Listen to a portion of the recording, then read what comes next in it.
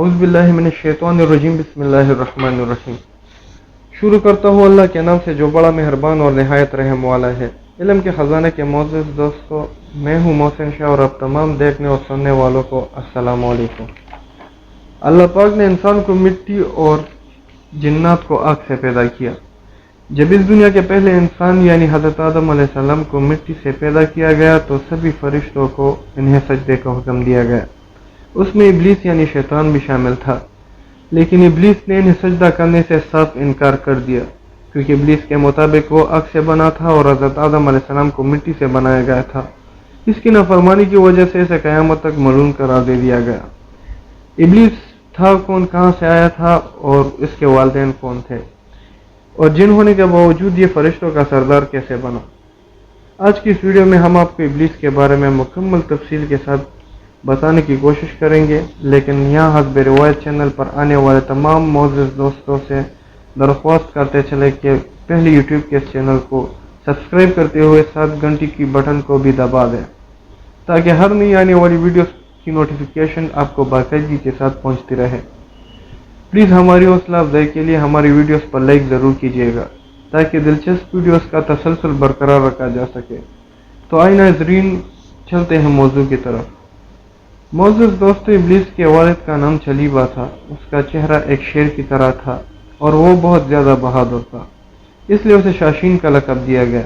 शाशीन का मतलब दिल दहला देने वाले के हैं। शाशीन को तमाम जिन्नात में सबसे बहादुर माना जाता था, इसलिए हर कोई इसका एहतराम करता। इसने अपने बहादुरी और ताकत से जिन्नात के कई अक़वाम को फतह किया था। इब्लीस के वालिदा का नाम तबलीस था। इसकी शक्ल एक भेड़िए जैसी थी। ये भी अपने शौहर की तरह बहादुरी के लिए बहुत ज़्यादा मशहूर थी।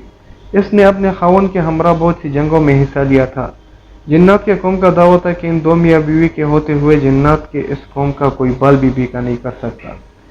इन जिन्नात के कौम की बगावत हद से ज़्यादा बढ़ गई तो अल्लाह पाक ने अपने फरिश्तों को हुक्म दिया कि जाके इन कौम का जिन्नात के कौम का खात्मा कर दें। इब्लीस ने इस बारे में खुद बताया है कि इसकी वालिदा उस बहादुरी के साथ फरिश्तों के साथ लड़ी जैसे मुझे लग रहा था कि फरिश्तों ने मेरी माँ के साथ मुकाबला करके अपनी ज़िंदगी की सबसे बड़ी भूल की है। लेकिन न जाने कैसे हमारी जीत हार में बदल गई और एक एक करके मेरे वालिदैन समेत मेरी बीवी, मेरा बेटा सब मारे गए। फरिश्तों और जिन्नात के दरमियान ज़मीन और आसमान का फ़र्क है। जिन्नात का फरिश्तों के साथ कोई मुकाबला नहीं, क्योंकि इब्लीस की वालिद का चेहरा शेर जैसा और माँ का चेहरा भेड़िया की मानंद था, इसलिए इब्लीस में दोनों खुसूसियात मौजूद हैं। जैसे शेर की तरफ खुददारी और सरकशी, और जबकि भेड़िए की तरफ से खुदगर्जी और फरेब। मोअज़्ज़ज़ दोस्तों, जिन्नात और फरिश्तों की इस जंग में जिन जिन्नात को कैदी बनाया गया था, इसमें इब्लीस भी शामिल था। अल्लाह पाक ने उसके बारे में हुक्म दिया कि इसकी अच्छी तरह से तरबियत करो, उसे दुनिया और जहान को समझने दो और अपने खालिक की हकीकी की इबादत करने का दर्स दो। सारी कायनात का इल्म हासिल करने के बाद उसे फरिश्तों का सरदार बनाया गया। जो फरिश्ते उसे इल्म सिखाते थे वही उससे इल्म हासिल करने लगे, यहाँ तक कि अल्लाह पाक ने उसके दर्जों को इस कदर बुलंद किया कि सात आसमानों में उसके चर्चे शुरू होने लगे। पहले आसमान वाले उसे आबिद पुकारते थे और दूसरे आसमान वालों ने उसे जाहिद कहा। तीसरे आसमान वालों ने उसे आरिफ पुकारा। चौथे आसमान वालों ने उसे वली कहा। पांचवें आसमान वाले ने उसे तकी कहा। छठे आसमान वाले ने उसे हाशिर और सातवें आसमान वाले उसे अज़ाज़ील के लक़ब से पुकारने लगे। इसने अपनी इबादत से अल्लाह ताला की बारगाह में अपने आप को अच्छे दर्जे पर फाइज कर दिया था, लेकिन अल्लाह ताला को इस बारे में बेहतर पता था कि ये आगे चलकर क्या करने वाला है। इसलिए अल्लाह पाक का फरमान है कि मैं जिसे चाहूँ इज़्ज़त दूँ, जिसे चाहूँ ज़िल्लत दूँ। एक दिन मामूल के मुताबिक इब्लीस सातवें आसमान पर अल्लाह पाक की सना में मसरूफ़ होकर सैर करते हुए लौह महफूज तक जा पहुंचा। वहाँ देखता है, वहाँ लिखा हुआ है, हमारा एक बंदा ऐसा भी होगा जिसे हज़ारों नेमतों से नवाजेंगे, ज़मीन से उठाकर आसमान तक पहुँचाएंगे, यहाँ तक कि जन्नत में दाखिल करेंगे, लेकिन उसे एक हुक्म देंगे जिसका वो इनकार करेगा और बगावत कर बैठेगा। उसने लोहे महफूज पर मजीद अऊज़ु बिल्लाहि मिनश शैतानिर रजीम वाज़ेह अल्फाज में लिखा हुआ पढ़ा। इब्लीस ये इबारत पढ़कर 2000 साल तक रोता रहा। آخر ایسا کون بدبخت ہوگا جو اللہ پاک کے حکم کی نافرمانی کرے گا اور اس کشمکش میں یہ اللہ پاک کی بارگاہ میں حاضر ہوا اور عرض کیا، مولا بھلا ایسا احسان فراموش کون ہو سکتا ہے جو تیرے حکم کی نافرمانی کرے گا، جسے شیطان کا نام دے کر اسے پناہ مانگیں گے۔ اللہ پاک نے ابلیس کو بتایا کہ ایک ایسا بھی ہوگا جو ہزاروں نعمتیں حاصل کرنے کے باوجود ہمارے ایک حکم کی پیروی نہ کرنے کی وجہ سے دنیا اور جہان میں رسوا ہوگا۔ ابلیس نے کہا، مولا میں اسے دیکھنا چاہتا ہوں۔ اللہ پاک نے ارشاد فرمایا کہ تو اسے جلد ہی دیکھے گا۔ ہزاروں سال ابلیس اس شیطان سے ملنے کی آرزو کرتا رہا۔ اس دوران اسے خبر ہوئی کہ زمین کی مٹی سے ایک پتلا تیار کیا جا رہا ہے جس کا نام آدم ہے۔ آخرکار وہ دن آ ہی گیا جب حضرت آدم علیہ السلام کو مٹی سے بنا کر ان میں روح پونگ کر اسے زندہ کر دیا گیا اور تمام فرشتوں کو حکم دیا گیا کہ حضرت آدم علیہ السلام کو سجدہ کرو۔ تمام فرشتوں نے حضرت آدم علیہ السلام کو سجدہ کیا، لیکن ابلیس نے اپنی انا میں آ کر سجدہ کرنے سے صاف انکار کر دیا اور کہا، میں اس سے افضل ہوں، میں اسے سجدہ نہیں کروں گا۔ اللہ پاک نے پھر اسے لوح محفوظ پر جس شیطان کے بارے میں لکھا ہوا ہے وہ تو ہے، تو نے میرے حکم کی نافرمانی کی ہے، اس لیے قیامت تک تو ذلیل اور رسوا ہوتا رہے گا اور لوگ تجھ پر لعنت ہی کرتے رہیں گے۔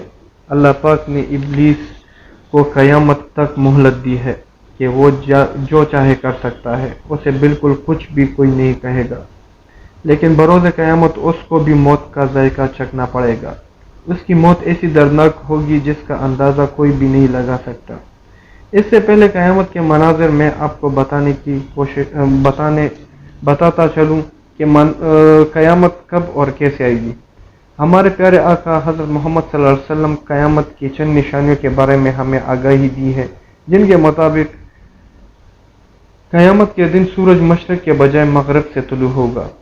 اس وقت زیادہ تر لوگ اپنے روزمرہ کام کر کے سو جائیں گے اور رات ہو جائے گی۔ یہ رات 3 راتوں کے برابر ہوگی۔ لوگ اپنی نیند مکمل کر کے اٹھ جائیں گے، لیکن رات ختم ہونے کا نام ہی نہیں لے گی۔ اس پریشانی کے عالم میں سورج مغرب سے طلوع ہوگا اور کچھ دیر دوبارہ مشرق سے طلوع ہوگا۔ قیامت کا یہ منظر دیکھ کر شیطان زار و قطار رونے لگ جائے گا اور چلائے گا، ہائے میری موت کا وقت آ گیا۔ اس کے چہرے کی حالت دیکھ کر اسے دریافت کریں گے، آخرکار کیا وجہ ہے، آج سے پہلے ہمیں تمہیں اتنا غمگین اور ڈرا ہوا نہیں دیکھا۔ ابلیس اپنے چیلوں سے کہے گا کہ آخرکار سورج مغرب سے طلوع ہو گیا ہے، جو میری موت کی نشانی ہے۔ ناظرین گرامی، انا بن قیس فرماتے ہیں کہ ایک مرتبہ حضرت عمر بن خطاب رضی اللہ تعالیٰ عنہ سے ملنے کے لیے میں مدینہ منورہ پہنچا تو ایک جگہ علم کی محفل لگی ہوئی تھی جس میں حضرت کعب رضی اللہ تعالیٰ عنہ کچھ فرما رہے تھے۔ میں بھی کچھ علم حاصل کے ارادے سے وہیں بیٹھ گیا۔ حضرت کعب رضی اللہ تعالیٰ عنہ نے فرمایا کہ جب حضرت آدم علیہ السلام کو اپنی وفات کے وقت اللہ پاک سے الگزار ہوئے کہ اے اللہ پاک، میری موت سے میرا دشمن شیطان بہت خوش ہو جائے گا کیونکہ وہ قیامت تک زندہ رہے گا، تو جواب آیا کہ اے آدم، تم موت کے بعد جنت میں چلے جاؤ گے، لیکن ابلیس قیامت تک دنیا میں اس لیے رہے گا کہ بروز قیامت اس نے جتنے لوگوں کو گمراہ کیا ہوگا ان کے حساب سے موت کی تکلیف کو برداشت کرنے پڑے گا۔ یہ جواب سن کر حضرت آدم علیہ السلام نے ملک الموت سے سوال کیا، آخر ابلیس کی موت کیسے ہوگی، اس بارے میں بھی ذرا بتاؤ، جس پر ملک الموت ابلیس کی موت کے بارے میں شروع ہو گیا۔ حضرت آدم علیہ السلام اس کی موت کا سن کر اس قدر خوفزدہ ہو گئے کہ انہوں نے ملک الموت سے فرمایا، بس اس سے آگے مجھے کچھ مت بتاؤ۔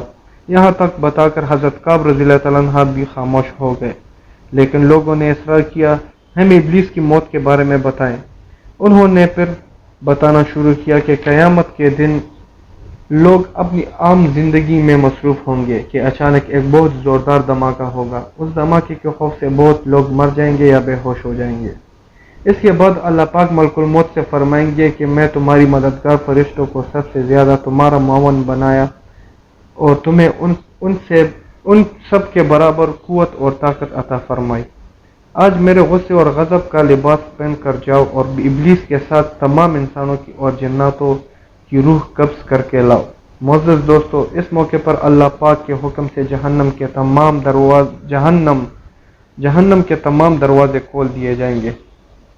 ملک الموت اپنی غیر و غضب میں اپنے فرشتوں کے ساتھ اس طرح زمین پر اتریں گے کہ اگر عام لوگ انہیں دیکھ لیں تو ڈر کے مارے وہیں پر اپنی جان دے دیں۔ ملک الموت جب ابلیس کے پاس اس کی روح قبض کرنے کے لیے جائیں گے تو ابلیس زار و قطار چیخیں مار کر رونے لگ جائے گا اور ملک الموت سے بچنے کے لیے یہاں وہاں بھاگنا شروع کر دے گا۔ یہ کبھی سمندر کی گہرائیوں میں چھپے گا اور کبھی زمین کے ساتھوں تہوں تک، لیکن یہ جہاں بھی جائے گا ملک الموت وہیں پہنچ جائیں گے۔ ابلیس تک کر اپنی موت کے لیے مقرر جگہ پر پہنچ کر ملک الموت سے سوال کریں گے کہ تم مجھے کہاں لے کے جاؤ گے؟ تو ملک الموت جواب دیں گے، جہاں تمہاری وجہ سے کئی مسلمان چلے گئے ہیں۔ تو نے بہت سے لوگوں کو گناہوں میں مبتلا کر کے جہنم میں بھیجا ہے، آج تیرا بھی حساب ہوگا۔ آج تجھے اس قدر درد ملے گا جتنا تو نے سوچا بھی نہیں ہوگا۔ تیری روح قبض کر کے جہنم میں جتنے بھی لوگ موجود ہیں ان کے برابر تجھے تکلیف دوں گا۔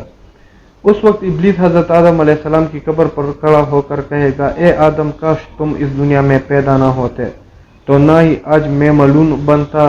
جس جگہ ابلیس کی موت مقرر ہوگی وہ جگہ آج بھی دہکتی ہوگی اور جہنم کی بیڑیاں لگی ہوں گی اور ان بیڑیوں سے ابلیس کو تڑپا تڑپا کر اس کی روح کو قبض کیا جائے گا۔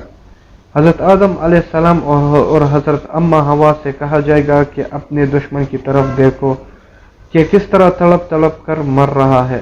یہ دونوں ابلیس کی حالت کو دیکھ کر شکر کریں گے اور کہیں گے، اے اللہ پاک، تو ہی انصاف کرنے والا ہے۔ تو نے آج ابلیس کو اس کا انجام تک پہنچا دیا اور اس طرح ابلیس کی موت واقع ہو جائے گی۔ دوستو، مجھے امید ہے یہ ویڈیو آپ کو بہت پسند آئی ہوگی۔